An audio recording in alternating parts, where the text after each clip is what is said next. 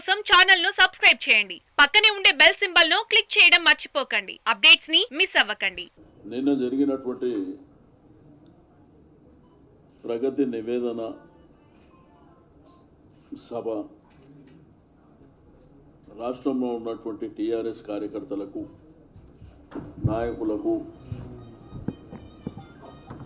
మంత్రులు, ఎమ్మెల్యేలు, పార్లమెంట్ సభ్యులు, ఎమ్మెల్సీలు, స్థానిక సంస్థల నాయకులు, ప్రజలకు అందరికీ మనస్ఫూర్తిగా కృతజ్ఞత తెలియజేస్తూ, నిన్న మీటింగ్ అయిన తర్వాత సాయంత్రం కొంత కాంగ్రెస్ సంబంధించినటువంటి నాయకులు మాట్లాడింది నేను అబ్జర్వ్ చేసిన.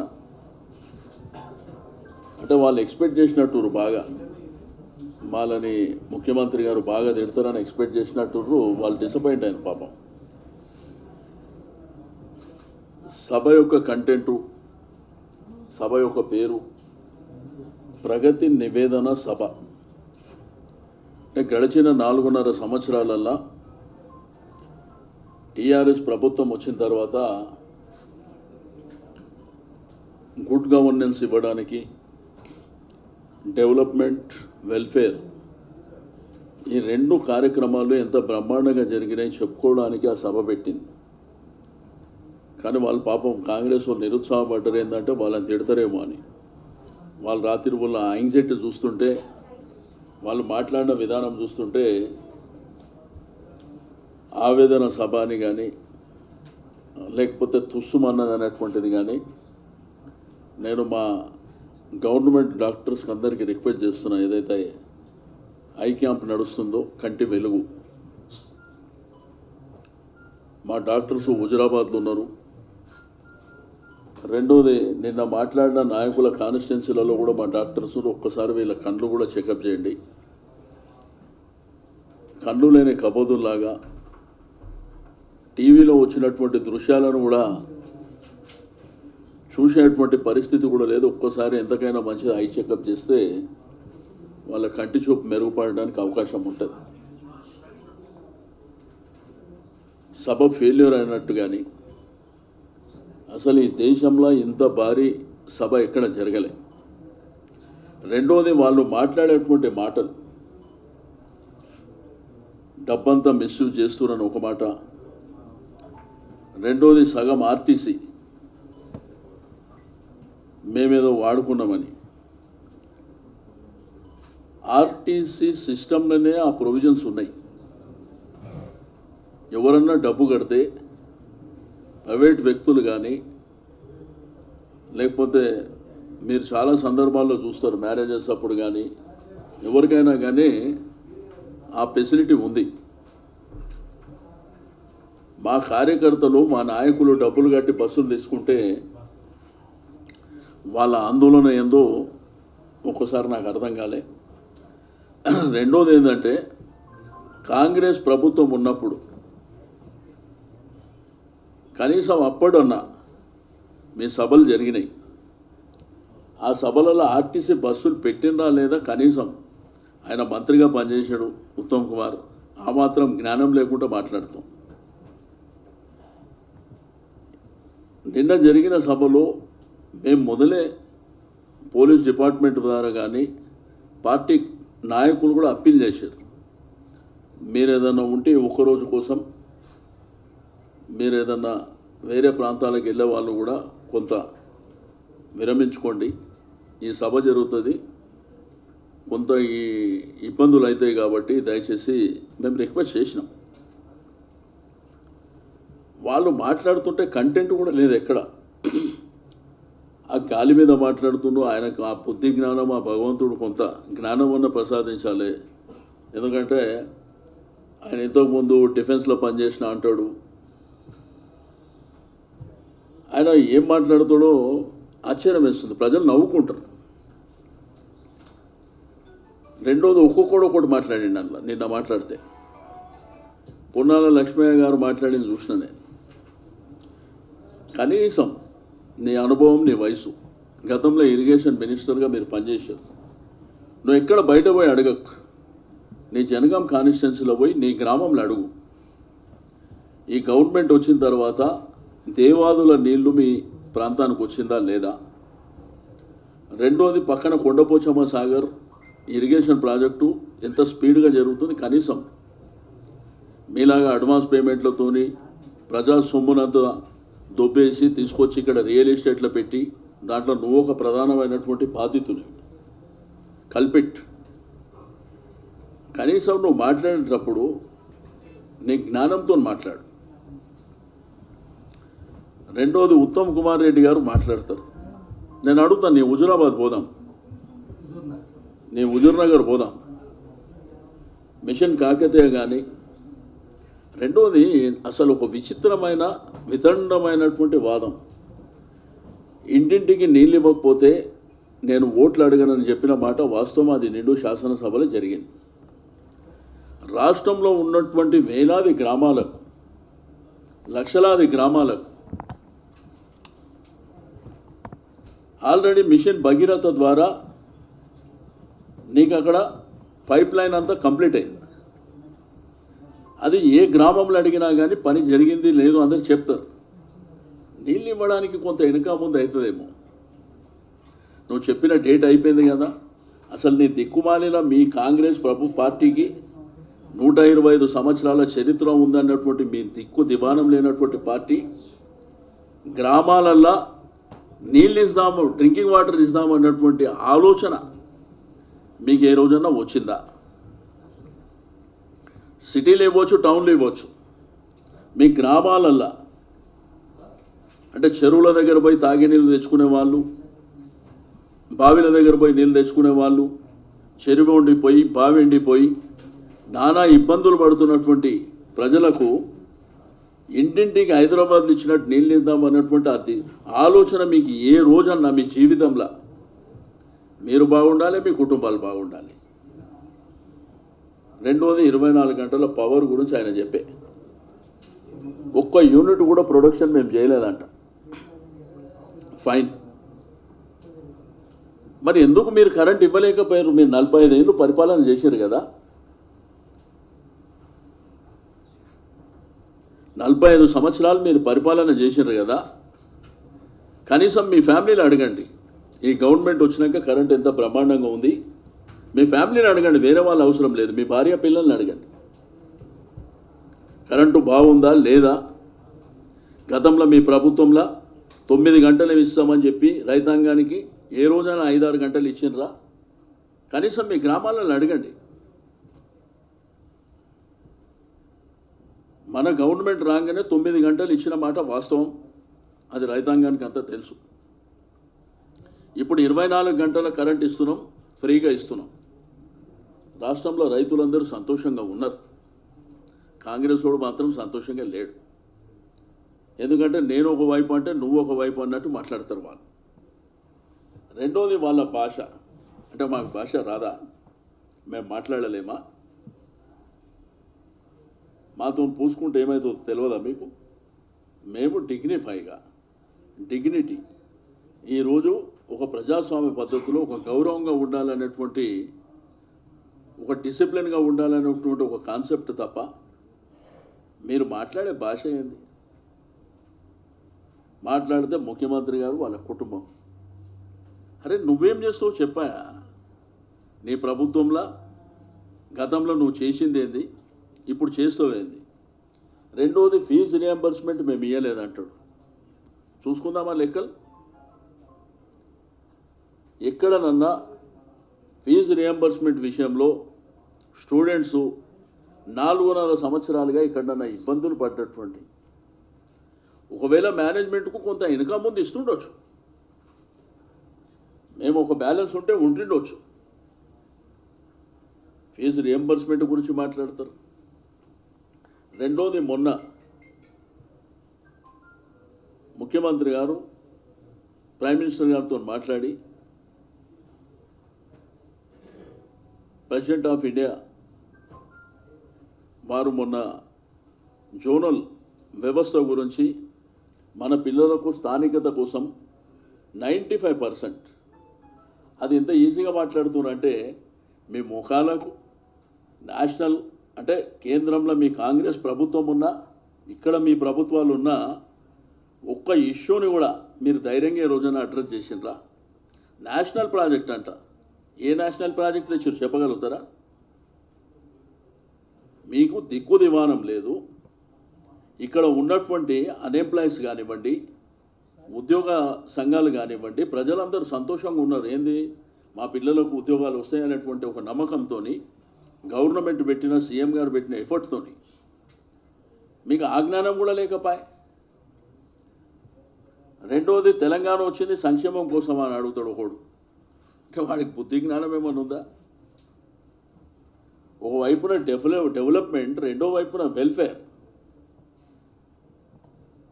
ఇప్పుడు నిన్న ముఖ్యమంత్రి గారు మాట్లాడినప్పుడు కొన్ని అంశాలు మాట్లాడలేదంటారు. అంటే గవర్నమెంట్ వచ్చినాక దగ్గర దగ్గర ఒక 240-50 స్కీమ్స్ మేము తీసుకొస్తే అన్నీ మాట్లాడడానికి అక్కడ వీలవుతుందండి.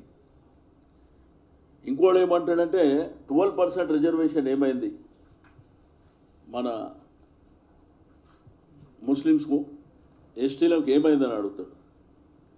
అవన్నీ వచ్చే పద్ధతిలో వస్తాయి, తెచ్చే పద్ధతి, తెచ్చే శక్తులు మాకున్నాయి. తమిళనాడులో ఎట్లా ఇచ్చారో దానికి ఏ విధమైనటువంటి ఎఫర్ట్ జరిగిందో అవన్నీ పార్ట్ ఆఫ్ ప్రాసెస్. అది నిన్న ఎందుకు అడగలేదు, మొన్న ఎందుకు అడగలేదంటే అడిగినాను నీకు చెప్తారు. రెండోది, దళితులకు 3 ఎకరాలంట, 3 ఎకరాలు ఇస్తామని ఇవ్వలేదంటారు. నేను కలెక్టరేట్లో మీరు ఇన్ఫర్మేషన్ తెప్పించుకోండి. దగ్గర దగ్గర 14,000 ఎకరాలు మేము ఇచ్చినామా లేదా తెప్పించుకోండి. మీలాగా బీడు భూములు, పడవబడ్డ భూములు ఇవ్వలే. వాళ్ళకు కావాల్సినటువంటి బోర్లు కానివ్వండి, కరెంటు కానివ్వండి, పెట్టుబడి కానివ్వండి. 14,000 ఎకరాలు. ఇంతెందుకు, జోగులాంబ జిల్లాల June 2 ఫార్మేషన్ డే సందర్భంగా అప్పుడున్నటువంటి ఎమ్మెల్యే సంపత్తోని నేను స్టేజ్ మీద నేనే సంపత్తోని ఇప్పించిన. అది ఇప్పించినటువంటి సందర్భంలో కూడా చెప్పిన, చూడు సంపత్, నీ చేతితో ఇప్పిస్తున్నా, మళ్ళీ నువ్వు ఏడనన్నా మాట్లాడగలవు ఇయ్యలేదని, నీది ఫొటోస్ ఉంటాయని కూడా చెప్పిన. వాళ్ళు ఏంటంటే గాలి మీద డబల్ బెడ్రూమ్ ఇల్లు కట్టిస్తానని ఏమైందంటారు. రండి చూపిస్తాం, రండి చూపిస్తాం. రెండోది, అసెంబ్లీ కాన్స్టిట్యున్సీ డెవలప్మెంట్ ఫండ్ ఆ రోజుల్లో 25 లక్షలు 50 లక్షల రూపాయలు ఇస్తుండే. అది కూడా 50% గవర్నమెంట్ పెట్టుకొని 50% అపోజిషన్ పార్టీస్కి ఇస్తుండే చరిత్రలో. అసెంబ్లీలో జానారెడ్డి గారు ఒక్క మాట మాట్లాడితే 3 కోట్ల రూపాయలు అవి మాకే ఇవ్వాలి ఎమ్మెల్యేల కంటే సరే అని ఇచ్చింది.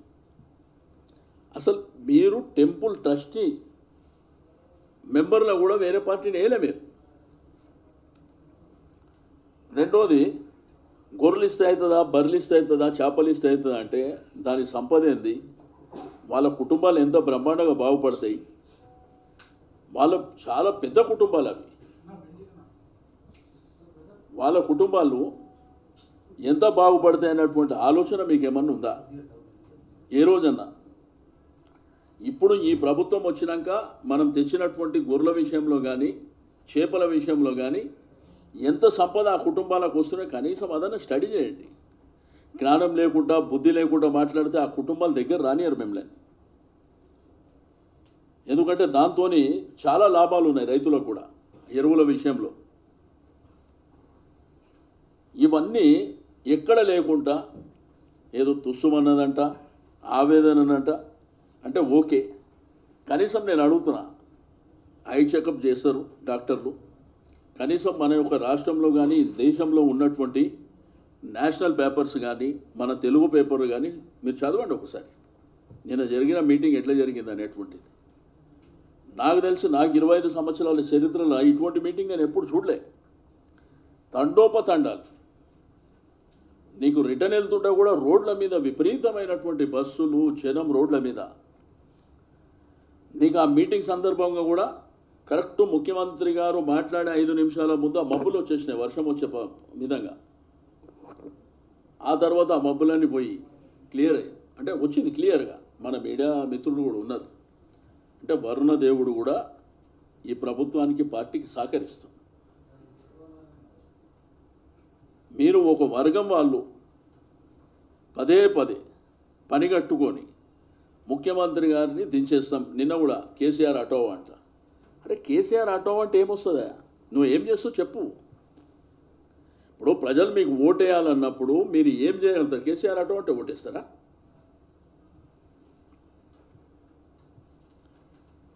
రెండోది రుణమాఫీ ఇస్తారంట, పెన్షన్లు ఇస్తారంట. ఇంకా అంటే మీరు పరిపాలన కొత్తోళ్ళా? ఈ రాష్ట్రంలో మీరు కొత్త వచ్చిరా? అంటే గతంలో మీకు పరిపాలన చేయలేదా? మరి కనీసం కళ్యాణ లక్ష్మి చేద్దామనేటువంటి ఆలోచన.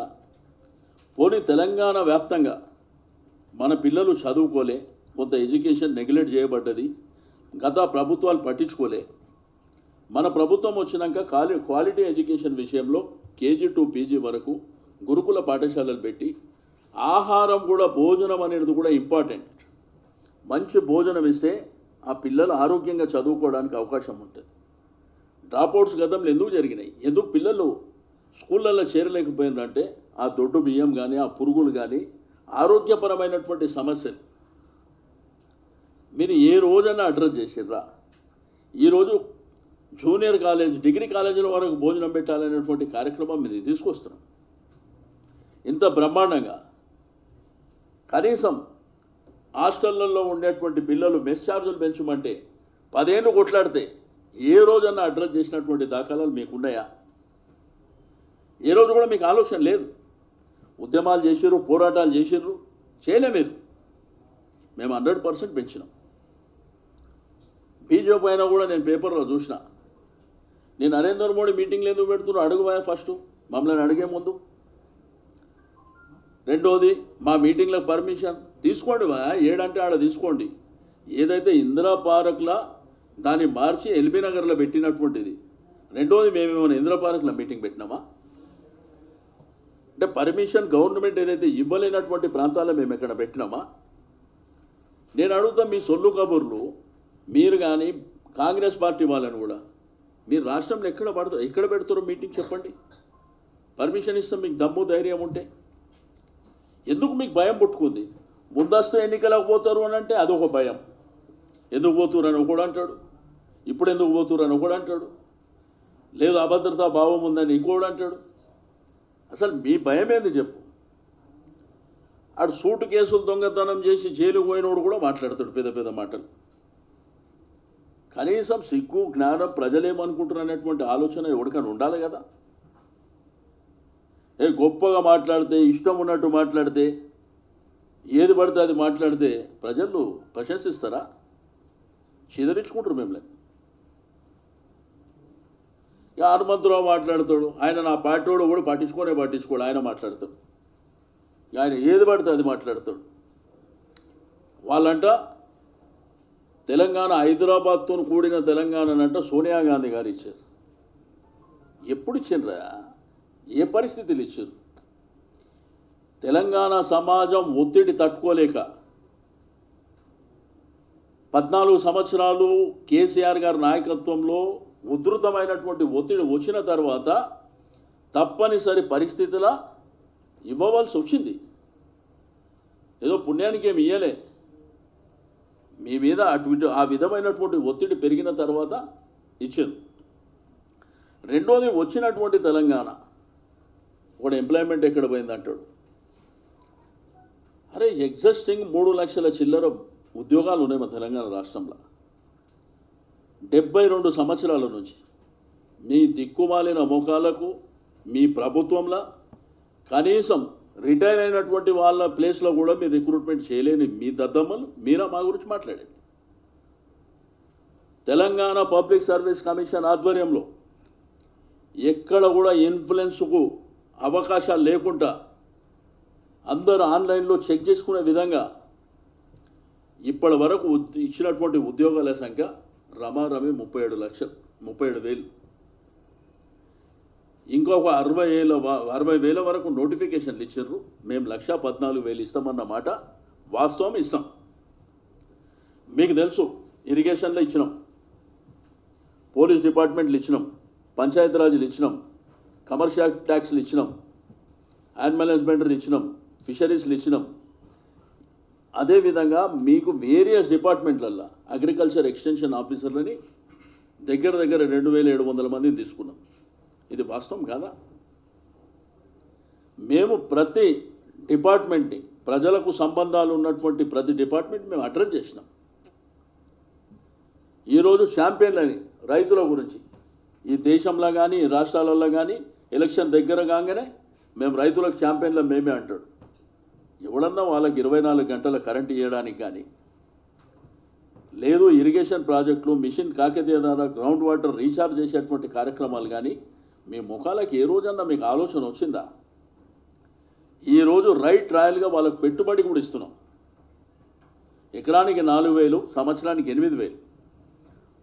ఆల్రెడీ 1 ఇన్స్టాల్మెంట్ పేడ్, నెక్స్ట్ నవంబర్లో ఇస్తున్నాం. రెండోది రైతు బీమా.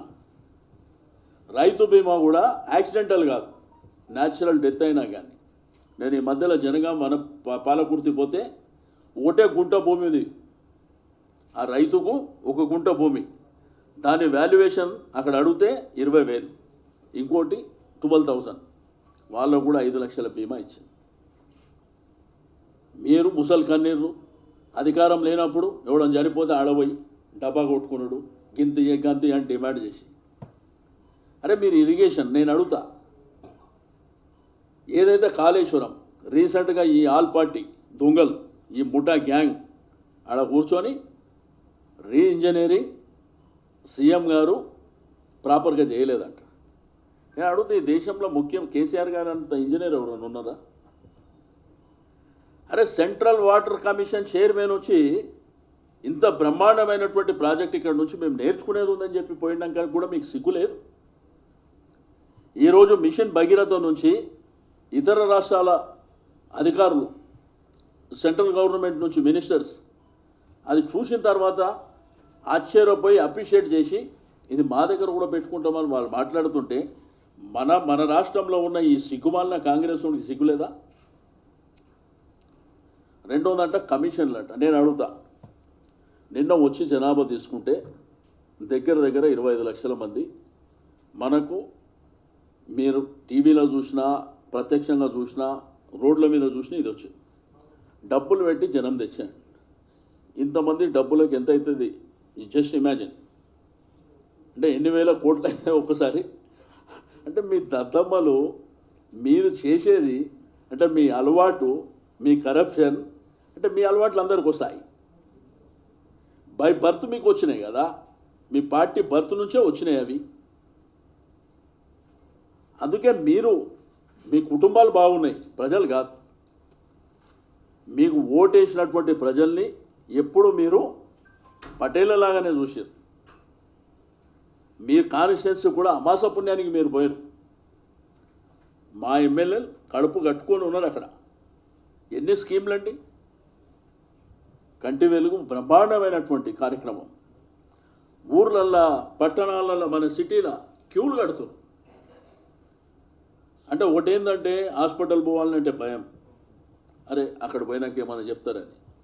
రెండవది ఫైనాన్షియల్ ప్రాబ్లం.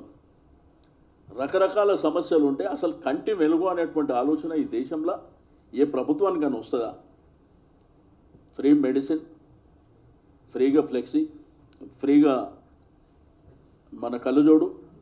రెండోది ఆపరేషన్స్. ఈ స్పెక్స్ విషయంలో కానీ ఆపరేషన్ విషయంలో కానీ ఎంత ఎంత ఎంత స్పీడ్గా జరుగుతుందంటే ఎంతోమంది పాపం వాళ్ళైతే మొక్కుతున్నారు, ఒంటరి మహిళలు. ఈ విధంగా మీకు మొన్న మిల్క్ యానిమల్, అరే ఆవులతోని, గేదెలతోని, బర్రెలతోని ఎంత సంపదనండి. అంటే వాళ్ళ కుటుంబాలకే కాదు, దాని ఎరువు కూడా మనకు ఉపయోగపడుతుంది. ఇంత సంపద సృష్టించి ఇన్ని విధాల మనం కార్యక్రమాలు చేసుకొని ముందుకెళ్తుంటే ఓర్వలేనితనం. మేము చేయలేదు కదా, వేరేోడు చేస్తే. వాళ్ళు అనుకుంది ఏంటంటే తెలంగాణ రాష్ట్రం కేసీఆర్ గారి నాయకత్వంలో వాళ్ళు చేసినట్టు రొటేషన్, అదే రొటేషన్లో చేస్తారు అనుకోరు వాళ్ళు పరిపాలన. కానీ మేము డిఫరెంట్గా చేస్తాం. ప్రజలకు ఏదైతే అవసరం ఉన్నదో అది మాకు తెలుసు, ఆ పద్ధతిలో చేస్తాం. లేదు నేను చేసినట్టే చేయాలంటే మేము చేయం. వాళ్ళు ఎక్స్పెక్ట్ చేసింది అది. అరే ఏమంత కొత్త కొత్త స్కీములు తెస్తుండు, కొత్త కొత్త కార్యక్రమాలు తెస్తుండు. ఇప్పుడు 150% పైన ఉన్నటువంటి బడుగు బలహీన వర్గాలు, వెనుకబడిన తరగతులు అందరిని అడ్రస్ చేస్తున్నాం. నేత కావచ్చు, గీత కావచ్చు, కుమ్మరి కావచ్చు, కమ్మరి కావచ్చు, పద్మశాలి కావచ్చు, నాయి బ్రాహ్మణులు కావచ్చు, ముదిరాజు కావచ్చు, గొల్లకుర్మలు కావచ్చు, రజకులు కావచ్చు, ఈ విధంగా అందరినీ మేము అడ్రస్ చేస్తున్నాం. అంటే గ్రామీణ ఆర్థిక వ్యవస్థ బలోపేతమైతే అల్టిమేట్గా మనం ఆలోచించేది ఎవరైనా కష్టపడేది డబ్బుల కోసమే, ఎవరైనా వ్యవస్థల అది మేము సృష్టిస్తున్నాం. వాళ్ళు ఫైనాన్షియల్గా స్ట్రెంథెన్ అయినారంటే వాళ్ళ కుటుంబాలు బాగుపడతాయని మేము ఆ ప్రయత్నం దిశగా మేము ముందుకు వెళ్తున్నాం. వాళ్ళు హ్యాపీ ఉన్నారు. వీళ్ళకి డైజెస్ట్ అయితే లేదు. అరే నా దగ్గరనే ఉంటాయి కదా డబ్బులు, వీళ్ళ దగ్గరికి ఎక్కడికైనా వచ్చినాయి, ఆ గ్రామాలల్లో ఉంటే మా దగ్గరనే ఉండాలి. అరే ఇదెక్కడి పద్ధతి నాకు అర్థం కాదు. మాట్లాడితే వల్గర్ లాంగ్వేజ్ అంటే మాకు రాదా? మా శక్తియుక్తుల మీద మీరు ఒకవేళ మేము ఆలోచిస్తే మీరు నిలబడతారా? మీకంటే బ్రహ్మాండంగా మాట్లాడతాం, అన్ని అంగుళ్ళు ఉన్నాయి మా దగ్గర. కాబట్టి ఒళ్ళు దగ్గర పెట్టుకోవాలి, ఏది పడితే వాళ్ళు మాట్లాడితే. రెండవది ఏమంటే కంపెనీలు మూతపడ్డాయంట. ఏం మూతపడ్డాయి చెప్పగలుగుతారా? మొన్ననే రీసెంట్గా మంచిర్యాల కాగజ్ నగర్లో మీ దాంట్లో మీ గవర్నమెంట్లో మూతపడ్డాయి, మేము ఓపెన్ చేసినామా లేదా? ఆర్టీసీ నష్టాల్లో ఉండి మునిగే స్టేజ్ ఉన్నప్పుడు మున్సిపల్ కార్పొరేషన్తో టైఅప్ చేసి నిలబెట్టిన మాట వాస్తవం కదా? నేను అడుగుతా, కేంద్ర ప్రభుత్వాల నుంచి 28 రాష్ట్రాలలో ఎంప్లాయీస్కి ఉన్నటువంటి జీతాల లెక్క తీసుకోండి, తెలంగాణ రాష్ట్రంలో ఉన్నటువంటి మన ఎంప్లాయీస్ జీతాల లెక్క తీసుకోండి, అందరికంటే గొప్పగా. ఇంకోటి చెప్తారు, అప్పుల పాలైనామని చెప్పి. అరే మీరు చదువుకుర్రా? కనీసం మినిమం ఇంగిత జ్ఞానం, మినిమం సెన్స్ అన్న. అమెరికా వాడు కూడా అప్పులలోనే నడిపిస్తాడు. గతంలో మీ కాంగ్రెస్ హయాంలో మీ ప్రభుత్వం ఉన్నప్పుడు అప్పు చేయలేదని ఇట్లా ధైర్యంగా ఎక్కడన్నా చెప్పగలుగుతారా? రికార్డ్స్ తెప్పిస్తాం. మేము అప్పు చేస్తుంది ఎవరికి? తెలంగాణ ప్రజల కోసం అప్పు చేస్తున్నాం. 4.5 సంవత్సరాలల్లా ఎవరికన్నా ₹1 ట్యాక్స్ దేని మీదనన్నా, కరెంట్ ఛార్జెస్ విషయంలో కానీ లేకపోతే ఎనీ డిపార్ట్మెంట్ ₹1 ఎక్కడన్నా పెంచిన దాఖలాలు ఉన్నాయా? మాకు ధైర్యం ఉంది. రెండోది, అప్పు చేస్తే ఎవరికి ఇస్తారు? ఇప్పుడు బ్యాంకర్స్ ఉన్నారు, ఎవరికి ఇస్తారు అప్పు? రీపే చేసే వాళ్ళకి ఇస్తారు, ఎవడికి పడితే వాడికి ఇవ్వరు. ఈ రాష్ట్రం గొప్పదా? ఈ రాష్ట్రం పురోగతి సాధిస్తుందా? వీళ్ళ రెవెన్యూ స్టేటస్ ఏంది? అవన్నీ చూసినాక ఇస్తారు. మీ కాంగ్రెస్ వాళ్ళకైతే అసలే ఇయ్యరు. ఇంత గొప్ప రాష్ట్రం. నేనేమంటా అంటే తెలంగాణ ఉద్యమ నేపథ్యంలో, అంటే తెలంగాణ రాకముందే, తెలంగాణ లోపల కేసీఆర్ గారు ఉద్యమం చేసేటప్పుడే ఆయన ఆల్రెడీ ఫిక్స్ అయిపోయాడు. నా రాష్ట్రం వస్తే ఈ రాష్ట్రాన్ని ఎంత గొప్పగా చేయొచ్చు అని ఆయన మైండ్లో ఫిక్స్ అయిపోయింది. ఆయన ఒక కల్పన ఉన్నది, 1 ఎకరాల మాగాణి కావాలి, 1 ఎకరాల ఆకుపచ్చ తెలంగాణ కావాలనేటువంటి ఒక కాన్సెప్ట్ ఉంది. నా రైతులు ఇబ్బంది పడద్దు, నా ఉద్యోగులు నిరుద్యోగులు ఇబ్బంది పడద్దు. రెండోది, నా వాటర్ రీసోర్సెస్ ఎట్లా పెంచుకోవాలి, డ్రింకింగ్ వాటర్ ఏంది, సాగునీరు ఏంది, ఆయనకు ఒక ఆల్రెడీ ఫిక్స్ అయిపోయి ఉంది. ఆయన ఆ డిజైన్ చేసుకుంటూ ఆ పద్ధతిలో చేసుకుంటూ వస్తున్నాం. వాటిని నాకు విచిత్రం ఏంటంటే పొన్నలక్ష్మి మాట, అరే మీరు లేనప్పుడు నీళ్ళు అంటే మీరు వచ్చే నీళ్ళు ఇచ్చిరా, మీరు అంటే మేము ఉన్నప్పుడు నీళ్ళు లేవా అని మాట్లాడుతాం. అంటే మూర్ఖులు లెక్క మాట్లాడుతాం, జ్ఞానం లేక మాట్లాడుతాం. నీ జనగం పోయి అడిగా, వేరే దగ్గర ఎందుకు? వయసులో పెద్దోనివి, నీ జనగం పో. నీళ్ళు అప్పుడైంది పరిస్థితి, నీళ్ళ పరిస్థితి ఇప్పుడైంది. అదంతా రాజకీయ పార్టీలల్లా మొదటి నుంచి ఈ దేశంలో జరిగేటువంటి, ఇక వాళ్ళు గాలి మీద మాట్లాడతారు బాస్. ఇక వాళ్ళు ఏం మాట్లాడాలో ఇక వాడి ఇష్టం అన్నమాట. వాళ్ళకి దండం పెట్టాలి ఇక వాళ్ళు మాట్లాడిన దాన్ని చూస్తే. అండ్ నిన్న ఏమంటాడంటే మీటింగే తుస్స అయిందంట. మరి కనీసం ఇవాళ పేపర్లు టీవీలు అవి చూస్తే నన్ను అర్థమవుతుంది కదా, లేకపోతే టీవీలో పేపర్లో వచ్చింది కూడా అబద్ధమనైనా చెప్పండి. ఇది ఈ దేశంలో హిస్టారికల్ మీటింగ్ అని చెప్పి అన్ని పత్రికలు అన్ని మీడియాల్లో ఇక వాళ్ళకి కనిపించేది ఆ ముగ్గురు నలుగురు కంటే మనం ఏం చేయలేం. మన కర్మ వాళ్ళు ఇక్కడ పుట్టినందుకు ఆ పార్టీలో ఉన్నందుకు మనం బాధపడాలి తప్ప చేసేదేం లేదు.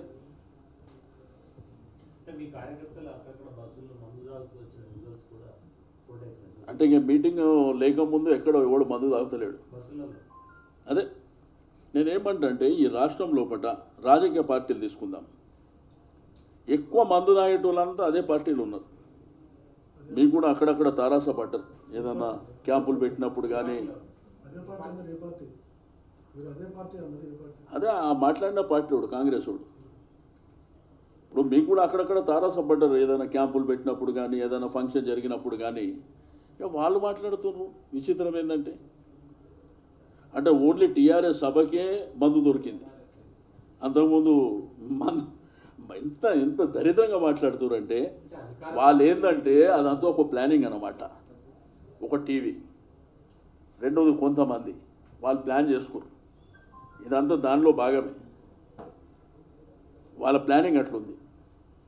అరే అక్కడ ఇన్ని లక్షల మంది జనము తాగుతే ఆ పరిస్థితి ఎట్లుంటుందో తెలియదా? కాబట్టి వాళ్ళ గుండెల్లో రైళ్లు పరిగెత్తుతున్నాయి అనేటువంటిది మనకు స్పష్టంగా అర్థమవుతుంది.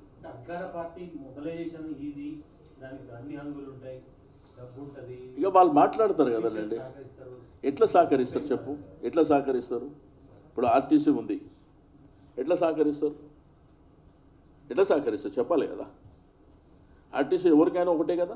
ఇప్పుడు నువ్వు వెళ్ళి డబ్బు కడితే ఇస్తాడు బస్, రిస్ట్రిక్షన్స్ ఏం లేవు, దాంట్లో ప్రొవిజన్ ఉంది.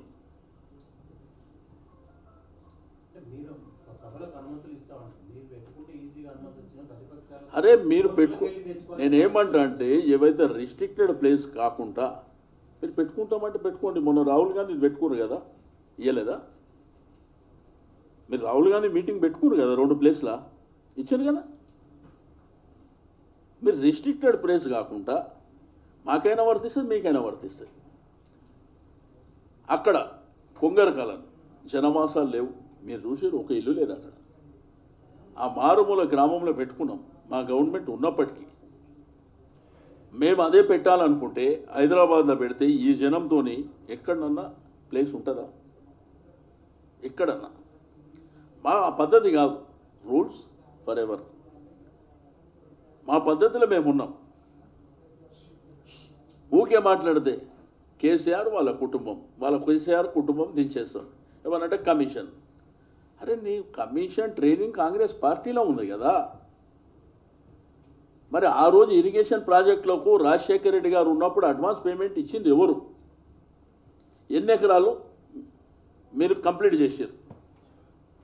కనీసం ఒక డ్రాప్ వాటర్ అన్న తెచ్చిండ్రా? మీరు నిరూపించండి. మీరు ఇక్కడ పెండింగ్ ప్రాజెక్టులు నెట్టెంపాడు, భీమా, జూరాల, మీరు కనీసం మీ పెండింగ్ ప్రాజెక్ట్ 25 ఏళ్ళ నుంచి చెప్పారు, అవి మేము కంప్లీట్ చేసినాం. మీకు డైజెస్ట్ అయితే లేదు. అరే మా పరిపాలన కంటే గొప్పగా పరిపాలన కేసీఆర్ గారు చేస్తున్నారు. నీకేమన్నా చెప్పినామా? ఏమని చెప్పిండు? ముందస్తు అని చెప్పిండా? ఇప్పుడు ఒకటి ఏంటంటే నేను ట్రెండ్ అని చెప్తున్నాను. నాకు కూడా ఒక 25 years ఎక్స్పీరియన్స్ ఉంది. నేను ఎలక్టెడ్ పాలిటిక్స్లో ఉన్నా. 4 సంవత్సరాల తర్వాత ఏ గవర్నమెంట్ అయినా కానీ దేశంలో కానీ రాష్ట్రాలలో కానీ ఆటోమేటిక్ ఆ ట్రెండ్ ఉంటుంది. లాస్ట్ ఇయర్ ఆ ట్రెండ్ ఉంటుంది.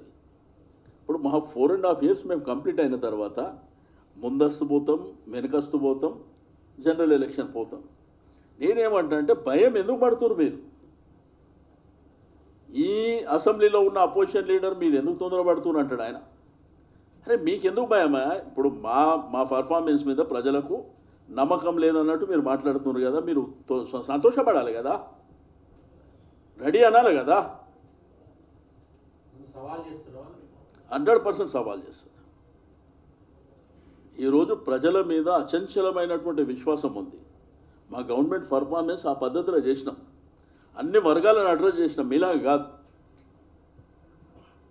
రెండోది ఎంప్లాయ్మెంట్ విషయంలో కానీ తెలంగాణ నేపథ్యమే నిధులు, నీళ్లు, నియామకాలు, మూడింటిని అడ్రస్ చేసినాం. మేము మేనిఫెస్టోలో పెట్టినటువంటి అంశాలతో పాటు పెట్టని అంశాలు కూడా వాళ్ళు ఏమంటారంటే, అరే మా ముస్లింలకు 12% అన్నారు కదా, ఎందుకు మాట్లాడలే? ఎస్టీలకు 12% అన్నారు, ఎందుకు మాట్లాడలే? డబల్ బెడ్రూమ్ అన్నారు, ఎందుకు? అరే నీకు చెప్పాలి నావా? నీకు చెప్పాలి నేనేం మాట్లాడుతున్నావు?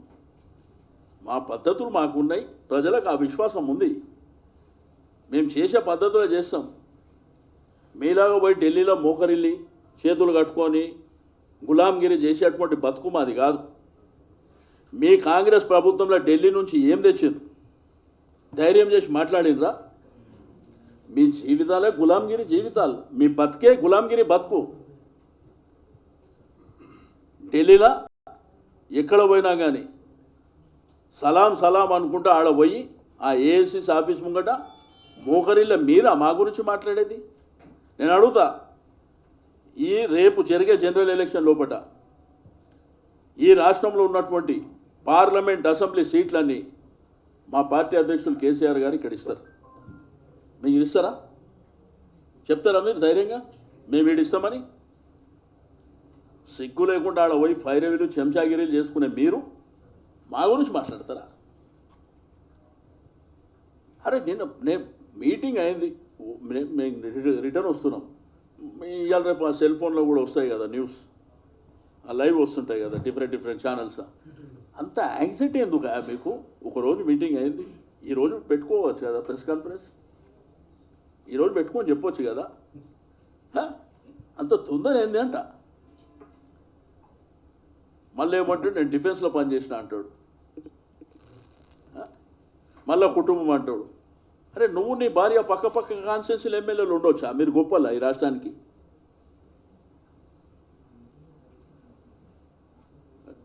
మోతీలాల్ నెహ్రూ ఎక్కడ?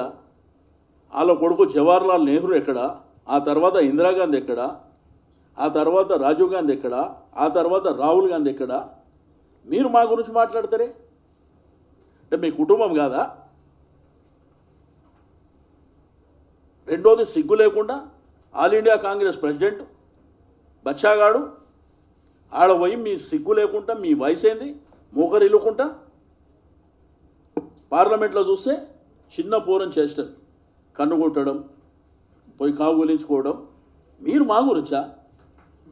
అరే ఫస్ట్ మీరు సొంతంగా బతికే నేర్చుకోండి. ఫస్ట్ 30 మంది బస్ యాత్ర అని పోతారు, 18 మంది ముఖ్యమంత్రి క్యాండిడేట్. సిగ్గు లేదు? ఎవడా మీకు ఓటేస్తాడు? ఏం చేసిరు మీరు? ఎవరికి వెళ్ళి చెప్పు, మీరు చెప్పండి. నేను ముఖ్యమంత్రి క్యాండిడేట్ని, నాకు ఓటే అని చెప్పు, అడుగు. 18 మంది ఉంటారు, మళ్ళీ మాకు ఓటేయమంటారు. అంటే మీకు ఓటేస్తే మీ ప్రభుత్వం వస్తే ఇప్పుడు ఒక దారిని వస్తున్నటువంటి వ్యవస్థలన్నీ ధ్వంసం చేద్దామని. తప్పు దారిన గిట్ల గతంలో తెలంగాణ రాష్ట్రం ఏర్పడిన తర్వాత తప్పు దారిన గిట్ల మీ ప్రభుత్వం ఇట్లా వచ్చినుంటే ఈ ప్రజలు చెంపలేసుకుంటుండే, ఎందుకురా ఈ రాష్ట్రం మాకని. ఆ పరిస్థితి తెస్తుండే మీరు. ఇప్పుడు ఈ రాష్ట్రం లోపల గొప్ప పరిపాలన జరుగుతుంది. నేను అడుగుతా, మానవ సమాజంలో, ప్రపంచంలో ఒక రాష్ట్రం, ఒక ప్రాంతం కాదు, నీళ్లు కరెంటు లేకుంటే ఎవడన్నా బతుకుతాడా? ఈ నీళ్లు కరెంటు అడ్రస్ చేసింది మేము. ఈరోజు ఇండస్ట్రీస్ కానీ, వ్యాపార రంగంలో కానీ, వ్యవసాయ రంగంలో కానీ, మనం ఉన్నటువంటి గృహాల్లో కానీ కరెంటు 24 గంటలు ఎక్స్పెక్ట్ చేశారు ఎవరన్నా? ఫిబ్రవరి నుంచి జూన్, జూలై వచ్చిందంటే 7 సార్లు కరెంటు కట్టు, 8 సార్లు కరెంటు. ఇండస్ట్రీస్ వాళ్ళు ఏ విధంగా ధర్నా చేసారో మీకు చూడలేదా? ఇన్ని వ్యవస్థలని మేము ఎస్టాబ్లిష్ చేసుకుంటూ మా బాధ్యతతో మేము చేసుకుంటూ పోతే సిగ్గు లేకుండా ఆయన పిసిసి ప్రెసిడెంట్ ఒక్క యూనిట్ మీరు ప్రొడక్షన్ చేయలేదంటారు. సంతోషమా? మరి యూనిట్ ప్రొడక్షన్ చేసిన మహానుభావులారా, మరి మేము చేసిన పరిపాలన మీరు ఎందుకు చేయలేదా చెప్పు? ఎందుకు 9 గంటలు కరెంట్ ఇవ్వలే రైతులకు? 24 గంటల కరెంట్ ఎందుకు ఇవ్వలే? మేము ఫస్ట్ ఇనిషియల్గా 9 గంటలు ఇచ్చినాం, ఇప్పుడు 24 గంటలు ఇస్తున్నాం. ఎందుకు చేయలే? మీరే కదా చాలా గొప్పగా ప్రొడక్షన్ చేసారు. అరే మాట్లాడితే ఇన్నోడు చూసినోడు నవ్వుకుంటాడు. ఆ జ్ఞానం ఉండాలి కదండి. ఆ జ్ఞానంతోనన్నా మాట్లాడాలి. ఇంకోటి అంట నాకు విచిత్రం, అది కూడా ఏది మిషన్ భగీరథ గురించి మాట్లాడుతూ ఇప్పటికీ గజ్వేల్లో కూడా నీళ్ళు ఇవ్వలేదంటే. అరే అసలు ఇంత పెద్ద రాష్ట్రంలో ఇన్ని కోట్ల మందికి నీళ్ళు ఇచ్చేటువంటి ఆ ఎక్స్పెరిమెంట్ చేసి బాధ్యతగా అది చేయడమే ఒక పెద్ద సాహసం. కొంత వెనక ముందు అవుతుండొచ్చు. నేను అడుగుతా, రాష్ట్రంలో ఉన్నటువంటి ఒక్క గ్రామానికైనా పైప్ లైన్ రాలేదని చెప్పు నువ్వు ధైర్యంగా, అది ఒప్పుకుంటా. నీళ్ళు కొంత వెనక ముందు 70 ఏళ్ళ నుంచి లేదు కదా. అరే ఇంత దరిద్రంగా మాట్లాడుతున్నారంటే కనీసం ఆలోచన లేదు. నువ్వు 31 తారీఖు ఇచ్చినావు కదా, ఇలా ఫస్ట్ అవుతుంది ఏంది లెక్క అంటే నీకు బుద్ధి జ్ఞానం ఉండి మాట్లాడుతున్నావు అని అడుగుతున్నాను నేను. అంటే నేను ఆగస్టు 31 ఇస్తా అంటే 31 తారీఖు రాత్రి వరకు నీకు ఇవ్వకపోతేనా? అరే నేను ఇవన్నీ పక్కన పెట్టి కాంగ్రెస్ పార్టీలో ఉన్నటువంటి షోకాల్డ్ లీడర్లారా, మీ ఫ్యామిలీని అడగండి, వేరేళ్ళని అడగకండి. మీ భార్య పిల్లల్ని అడగండి, గవర్నమెంట్ గొప్పగా ఉందా లేదా, వేరేళ్ళని అడగకండి. అంతకుముందు కరెంటు పరిస్థితి ఏ విధంగా ఉంది, నీళ్ళ పరిస్థితి ఏ విధంగా ఉంది, ల్యాండ్ ఆర్డర్ ఏ విధంగా ఉంది, మీ భార్య పిల్లల్ని అడగండి. వేరేళ్ళని నాకు అవసరం లేదు. మీరు ఎన్ని మాట్లాడుతున్నారో ఇప్పుడు ఇదే పిసిసి ప్రెసిడెంట్ కానీ XYZ రేపు ఎలక్షన్లో మీరు మూల్యం చెల్లించుకుంటారు. ఎందుకంటే అదే ప్రజలు ఓటేయాలి మీకు, మీ నియోజకవర్గ ప్రజలే ఓటేయాలి మీకు. నువ్వు కరెంట్ ఇస్తలేదంటే వస్తుంది అని చెప్పి అదే గ్రామంలో ఉన్నటువంటి ప్రజలు చెప్తారు రేపు నీకు. మిషన్ కాకతీయ మన గ్రామంలో మన ఊర్లో జరిగిందని అదే ప్రజలు నీకు చెప్తారు. మిషన్ భగీరథ అదే గ్రామం ప్రజలు చెప్తారు. ఇంతకుముందు పెన్షన్లు కూడా గుడికాడ బడికాడ రచ్చబండ చెట్టు కింద దాంట్లో ఫైరవి కార్లు 200 ఇస్తే 100 రూపాయలు ఆల్రెడీ మీ ఫైరవి లెక్క ఖర్చు అవుతుంటాయి. ఈరోజు ఇచ్చే 1000 రూపాయలు వాళ్ళ బ్యాంక్ అకౌంట్లు ఇస్తున్నాం మేము. అరే ఆడపిల్ల పెళ్లికి కళ్యాణ లక్ష్మి 1,00,000 రూపాయలు, 1,116 రూపాయలు. ఎవరికైనా ఈ దేశంలో ధైర్యం ఉందా? ఏ ప్రభుత్వానికైనా ధైర్యం లేదు. ఈ గవర్నమెంట్ భరోసా ఇచ్చింది, నేనున్నా, మా ముఖ్యమంత్రి గారు. ఒక గ్రామంలో పెళ్ళి అయితే 1,00,000 రూపాయలతోని అన్నీ జరుగుతాయి.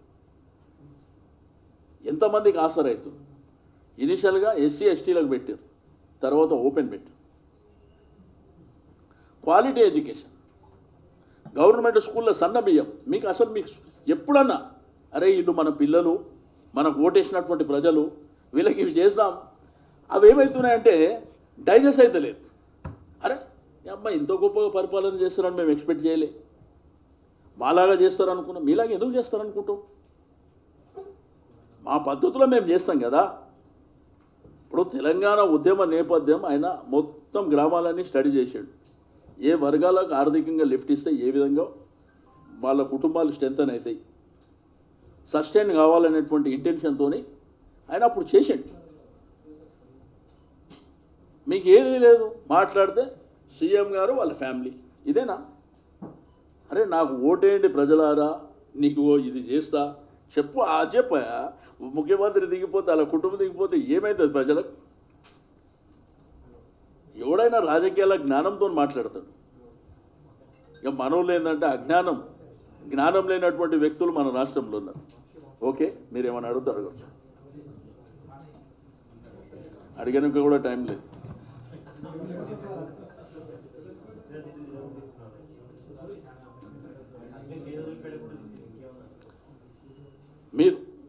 నేను అడుగుతా మీకు కూడా ప్రెస్కు స్వతహాగా మీరు కూడా ఒక అసెస్మెంట్, ఇప్పుడు మనం చేసినటువంటి చేయనటువంటి ఏమంటే ఇప్పుడు మాట్లాడితే అరే ఇప్పుడు ఎందుకు అడగకపోతే ఇస్తావా సస్తావా అని ప్రైమ్ మినిస్టర్ని అడిగినావు, ఇది ఎందుకు అడగకపోతే అంటే నీకు చెప్తారా ఆయన ఏ పడతావో చెప్తారా?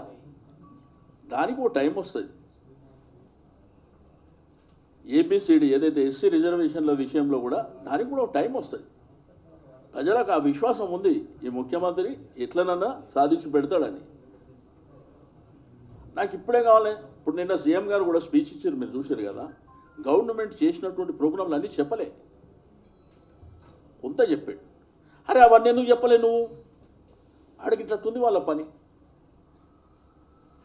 అక్కడ ఏంటంటే సర్టన్ లిమిటేషన్ టైము, కొంతనేమో వర్షం వచ్చేటువంటి అంటే అక్కడ ఉన్నటువంటి పరిస్థితులు అట్లున్నాయి. రెండోది మీరు చూడు, పబ్లిక్ మీటింగ్లు ఎప్పుడైనా కానీ ఏ పబ్లిక్ మీటింగ్ అని నేను చూసిన అబ్జర్వేషన్స్, వచ్చినటువంటి జనం 12 ముందు రాత్రి నుంచి కొంత వచ్చిండ్రు, ఉదయం 10 గంటల నుంచి స్టార్ట్ అయినరు, సాయంత్రం సీఎం గారు 6 గంటలకు మాట్లాడుతున్నంతసేపు జనం అక్కడ కదలిక, వెళ్ళిపోదామని కానీ వెళ్ళిపోవాలని కానీ ఎక్కడ. అంటే ప్రజలు ఈ ప్రభుత్వం ఈ పార్టీ పట్ల విశ్వాసం ఉంది. డెఫినెట్గా ఈ ప్రభుత్వం అయితేనే మమ్మల్ని అడ్రస్ చేయగలుగుతుంది, మాకు న్యాయం చేయగలుగుతుంది. కాబట్టి ఇప్పటికైనా కాంగ్రెస్ నాయకులారా, ఇతర పార్టీల నాయకులారా, ఆయన లక్ష్మణ్ కూడా ఏదో మాట్లాడాడు. ఆయన మాట్లాడితే అరే మీటింగ్లు పెట్టుకో, నువ్వు పోయి నీ ప్రైమ్ మినిస్టర్ని అడుగు, రోడ్ షోలో పెట్టుకొని మీటింగ్లో నీ ప్రైమ్ మినిస్టర్ని అడిగా, మీరు పెట్టుకోవచ్చు.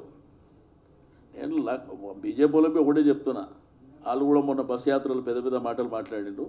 ఫస్ట్ ఈ సిటీలో ఉన్న 5 సీట్లు మీరు గెలుస్తారో చూసుకోండి ఫస్ట్.